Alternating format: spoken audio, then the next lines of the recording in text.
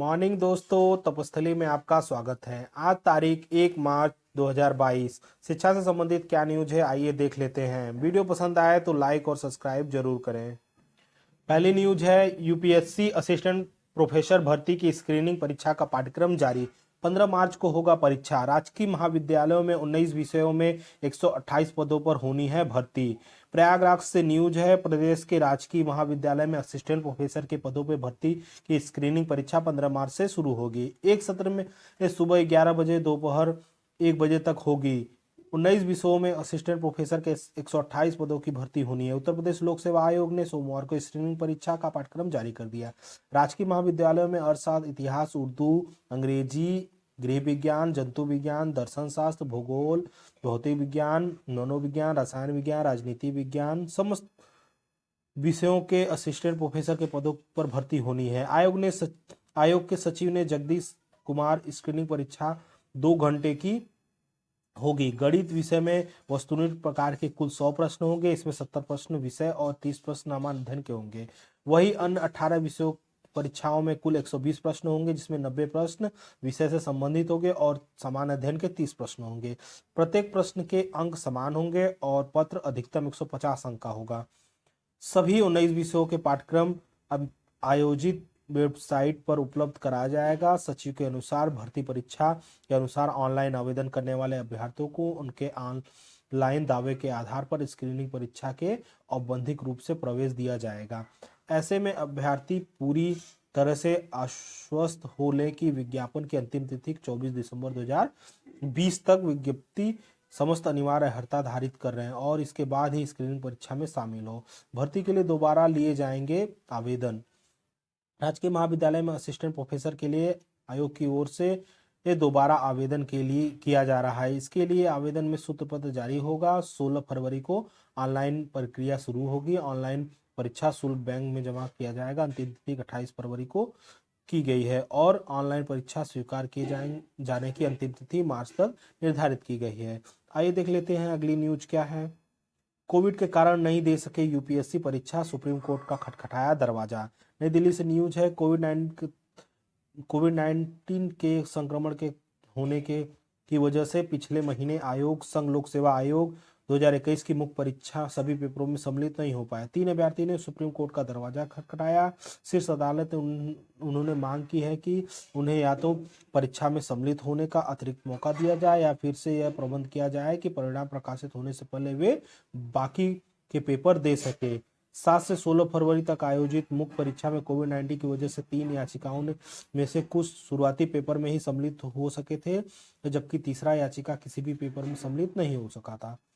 सोमवार को उनकी याचिका जस्टिस एएम खानविलकर और जस्टिस सीटी रवि कुमार की पीठ के समक्ष सुनवाई के लिए आई है। पीठ के याचिकाओं की ओर से पेश वरिष्ठ अभिवक्ता गोपाल शंकर नारायण से याचिका की प्रति संबंधित प्रतिवेदनों को देने के लिए कहा गया ताकि जवाब दाखिल कर सके। इसके बाद पीठ ने मामले की सुनवाई 7 मार्च के लिए स्थगित कर सके। शंकर नारायण ने पीठ को बताया है कि मुवक्किल कोविड के संक्रमण होने के बाद छिपा है और झूठ बोल सके थे, लेकिन उन्होंने ऐसा नहीं किया। याचिका में उन्होंने कहा कि 13, 14 से 6 जनवरी को एससीआरटी टेस्ट रिपोर्ट में कोविड संक्रमण पाए गए हैं। अगली न्यूज है, सरकारी स्कूलों में 10वीं 12वीं की प्री बोर्ड परीक्षाएं 10 मार्च से शुरू होगी। 2 शिफ्टों में होगी परीक्षाएं। शिक्षा निदेशालय ने जारी की तिथियां। नई दिल्ली से न्यूज है, केंद्रीय माध्यमिक शिक्षा बोर्ड 10वीं 12वीं की दूसरे सत्र की परीक्षाएं 26 अप्रैल से शुरू होनी थी। इसके लिए स्कूलों में प्री बोर्ड तैयारी शुरू की गई है। सरकारी स्कूलों में तो प्री बोर्ड की परीक्षाएं तिथियां तय की गई है।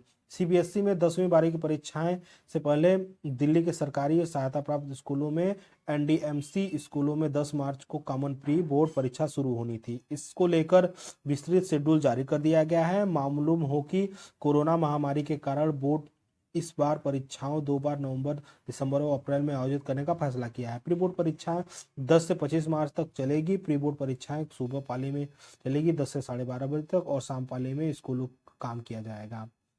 3 से 3:30 5:30 तक होगी। 10 मार्च को 10वीं और अंग्रेजी की और 12 मार्च को फिजिक्स साइंस की परीक्षाएं होगी। 25 मार्च को 10वीं की अंतिम परीक्षा संस्कृत, उर्दू, पंजाबी की 12वीं, सोशियोलॉजी की, फिजिक्स, इंजीनियरिंग की होगी। शिक्षा निदेशालय की ओर से स्कूल के प्रमुख ने कहा है कि यह 2 घंटे की परीक्षा होगी जिसमें व्यक्तिगत परीक्षा किया जाएगा। यह केस आधारित, स्थिति आधारित दीर्घ व लघु प्रश्न होंगे। प्री बोर्ड परीक्षा बोर्ड पैटर्न पर ही होगा। स्कूलों को थ्योरी, प्रैक्टिकल और प्रोजेक्ट आंतरिक मूल्यांकन के लिए अपलोड करने के लिए उपलब्ध कराया जाएगा। यह लिंक 14 से 18 मार्च तक उपलब्ध रहेगा। अगली न्यूज देख लेते हैं।